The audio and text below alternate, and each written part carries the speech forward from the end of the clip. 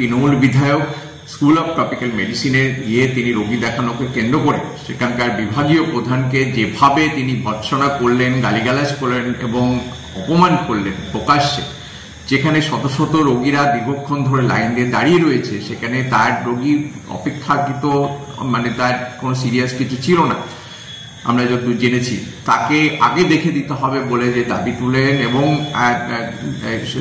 Doctor ব্যস্ত থাকার জন্য তাকে অকথ্য ভাষায় গালিগালাজ এবং অপমান করা, এমনকি তাকে হুমকি দেওয়া, এই যে কালচার, তৃণমূলের কালচার, যেটা তৃণমূল এই বিধায়কের মধ্য দিয়ে যেটা ফুটে উঠেছে, আমরা এই ঘটনার তীব্র নিন্দা জানাচ্ছি, প্রতিবাদ জানাচ্ছি, উচ্চ পর্যায়ের তদন্তের দাবি করছি এবং এই বিধায়কের বিরুদ্ধে আজকে আইনানুগ ব্যবস্থা নেওয়ার জন্য আমরা দাবি জানাচ্ছি, যাতে এই ধরনের ঘটনা আর হাসপাতালের মধ্যে না ঘটতে পারে, তার জন্য যথোপযুক্ত ব্যবস্থা নেওয়ার জন্য কর্তৃপক্ষের কাছে আমরা দাবি জানাচ্ছি।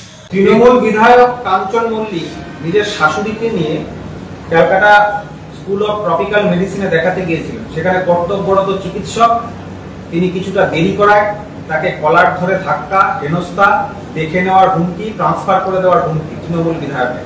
না, এটা কি নতুন দেখছেন?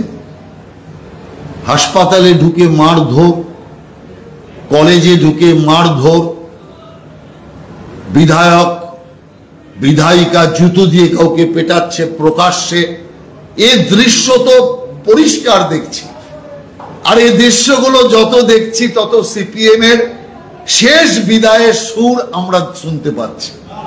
সিপিএম যখন যাওয়ার শেষ বেলায় এইরকম ঔদ্ধত্য দেখিয়েছিল, এইরকম ভাবে অসভ্যতা শুরু করেছিল, এইরকম অভব্য আচরণ আমরা সিপিএম এর শেষ বেলাটা দেখেছি। অতএব সেইটা দেখে আজকে মনে পড়ছে তৃণমূলের বিদায়ের বাজনা বাজতে শুরু করেছে, যে কারণে চারিদিকে এত ঔদ্ধত্য, এত অনাচার, এত যে স্বেচ্ছাচার চলছে, যা পশ্চিম বাংলার সেই সিপিএম জামানার শেষ দিনগুলিকে আবার নজর করিয়ে দিচ্ছে। অর্থাৎ সিপিএম এরও বিদায় হয়েছিল, তৃণমূলেরও বিদায় আসন্ন।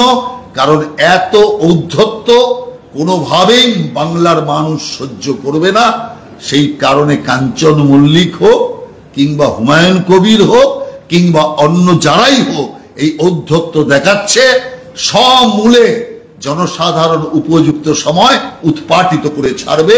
34 বছরই টেকেনি তো 15 বছরের অবস্থা কি হয়?